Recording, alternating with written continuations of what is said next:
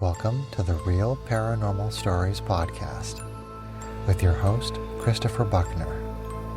Send your stories to realparanormalstoriespodcast@gmail.com. Royalty-free music provided by Kevin MacLeod and Tabletop Audio.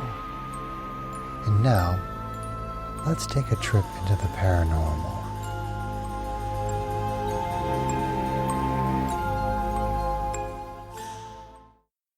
This story comes from Reddit user Patrick R's Ghost. That's Patrick R.S. Ghost.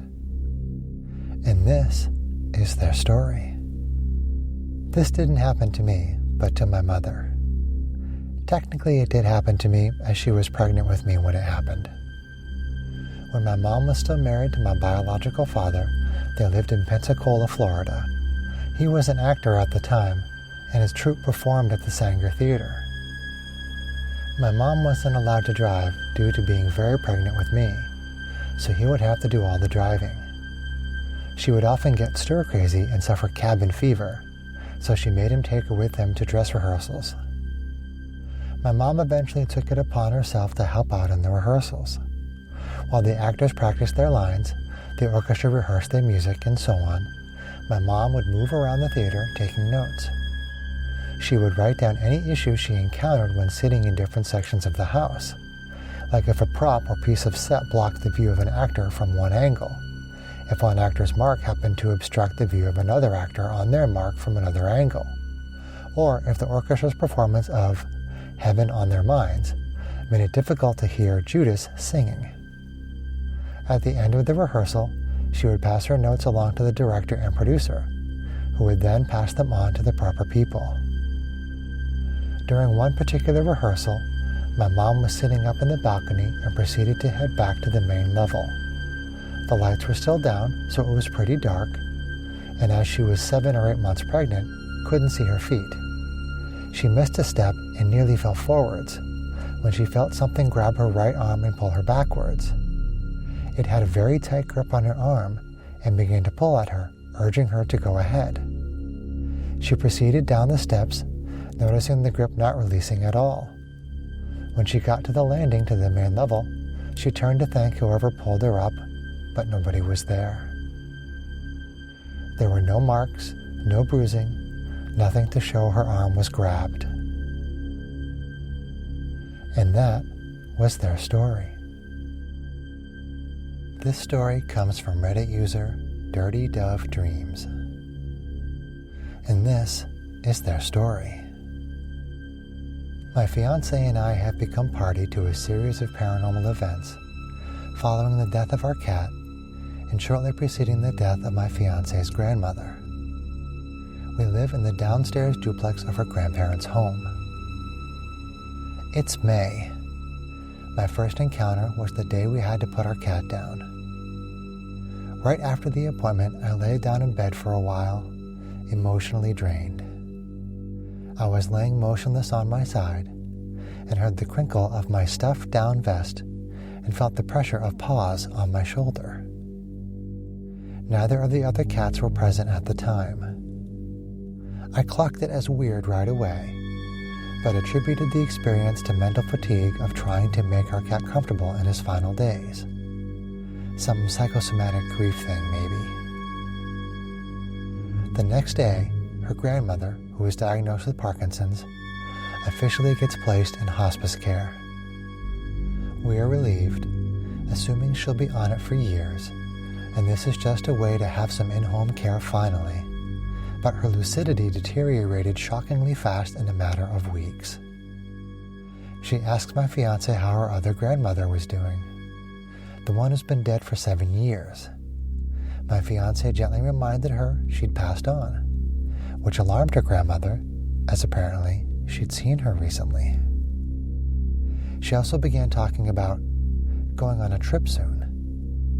Both of these things are actually commonplace things people who are going to die soon say.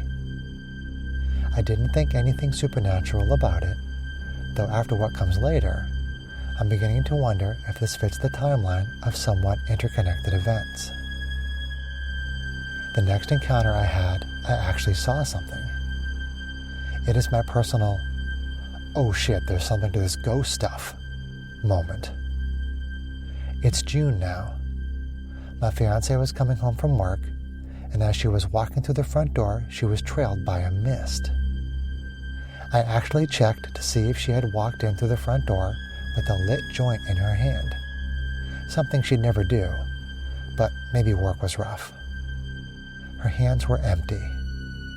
The mist was about waist high, moved without shifting and billowing like smoke would.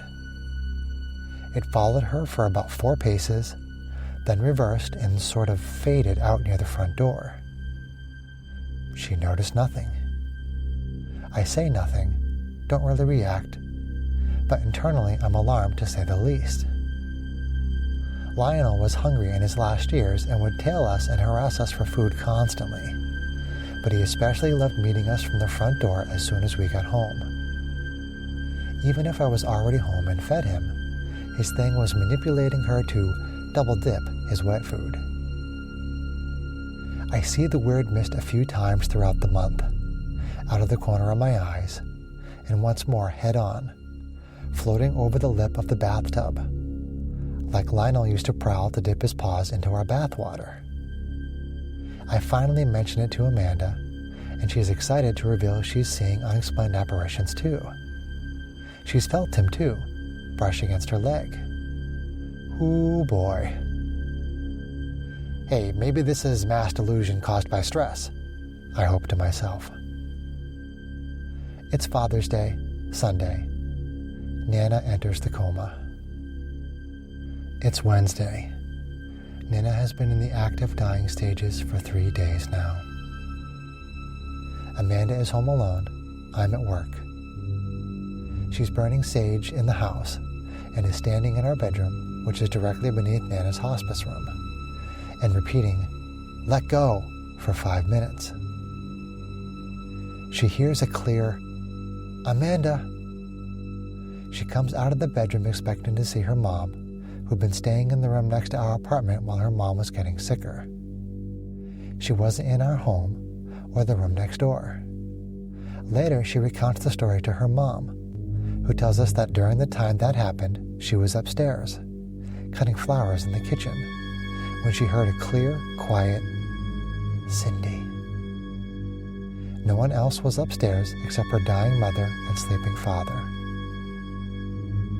It's at this point I'll reveal Amanda's grandfather is a professor and a for-real-ass parapsychologist, and Nana herself was a bit of an experienced astral traveler. I've fallen down a woo rabbit hole myself and am dabbling in the gateway tapes myself. It's Saturday night. I'm in bed listening to a Focus 10 tape Prawley. It's actually a much more violent attempt than I'd had in a while. I got to the infamous golden light and vibrational stage. I don't expect to astral project or anything, but maybe I was desperately trying to receive a message. I'm interrupted by the unmistakable feeling of a cat crawling on my chest. I look down, fully expecting to see our living cuddly cat Embers on my chest.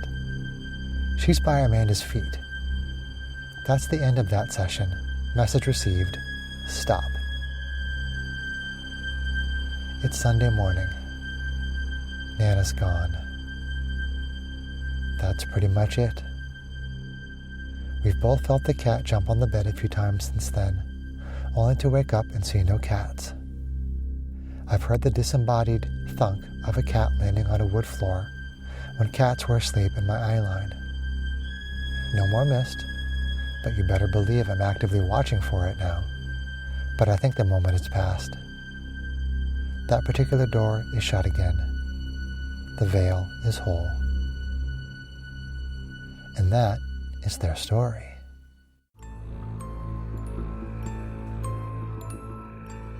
That's all for this episode of the Real Paranormal Stories podcast.